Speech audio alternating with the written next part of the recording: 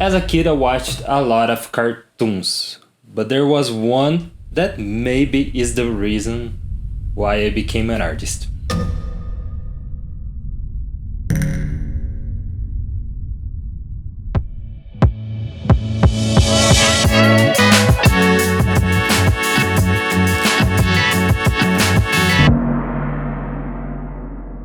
And today I will learn the iconic Samurai Jack art style.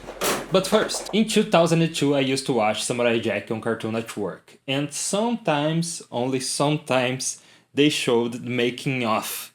And for me that was more interesting than actually watching the cartoon. So that was a hint. Maybe that was what I wanted to do in the future. And I actually remember having a conversation with my dad about that. Son, you can be anything you want.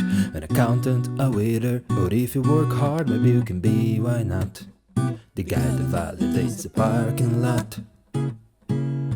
Son, you can be a masseuse, but you have to touch some hairy dudes. If you are okay with that, maybe you wouldn't be so bad. Hey son, I know what you can be. You can be an actor, 'cause you have such a huge head. And actors also have big heads, so you got that working for you.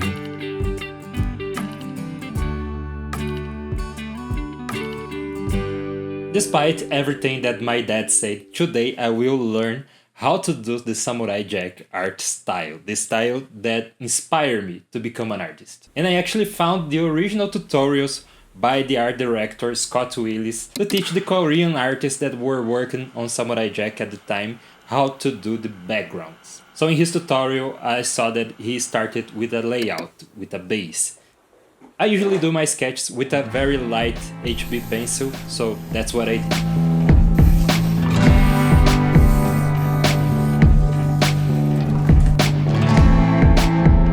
And now it's time to begin painting, but I work with digital for such a long time that I'm kind of scared of traditional, because we don't have ctrl+z. So I try to create a cozy, inspiring environment, not to avoid my mistakes, but to actually accept my mistakes and move on.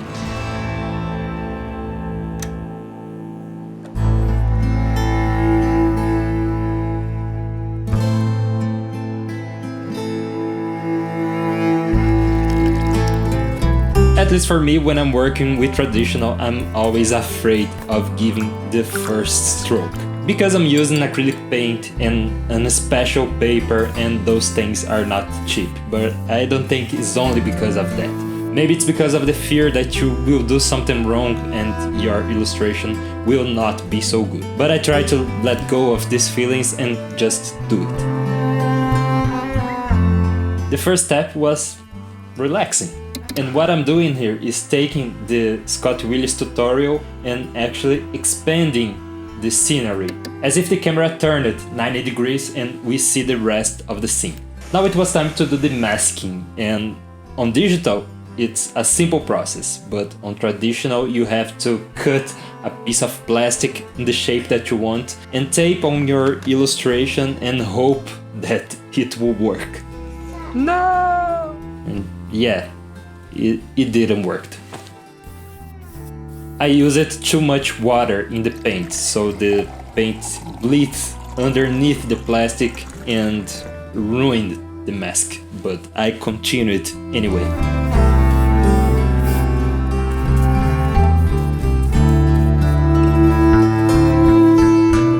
And I did the other side too.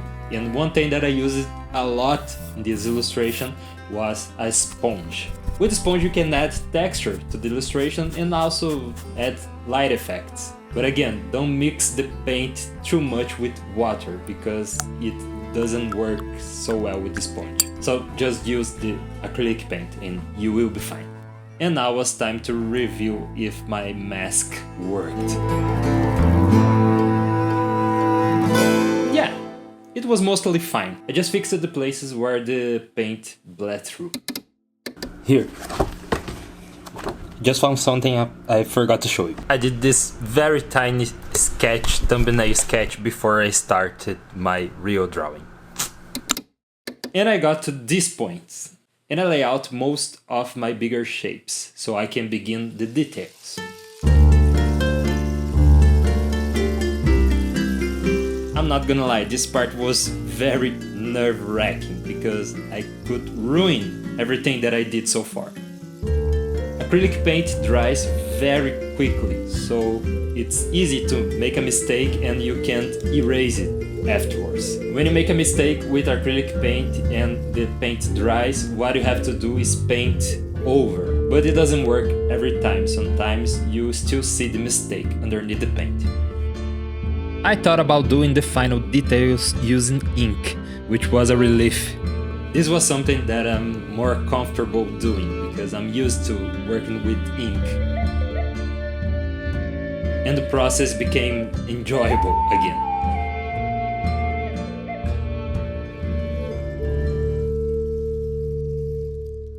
And my favorite part, taking off the tape. Just before you take off the tape, use a blow dryer to heat up the tape and the glue will melt a little bit and you can take it off easily. Otherwise you will rip it off a little bit of the paper, which it happened with me many times. Here it is, I finished. And after I finished on traditional, I scanned my illustration and gave the final touches on digital. And here's the final result. You can fly? No, jump good. I actually became better with acrylics after working this one, so I wanted to try it again without using cameras so much in my process. So I could be more relaxed because I hate recording my process. Sometimes when I'm illustrating, I kind of zone out, and especially in this case, I started to create corny philosophies in my head. I spent so many years of my life chasing other things, trying to figure it out, but the thing that I wanted to do all my life was always in front of me. Overall, I think this was a great experience. Revisiting the cartoon that inspired me to become an artist, I feel that I kind of changed. I'm not sure how, but I feel like I changed.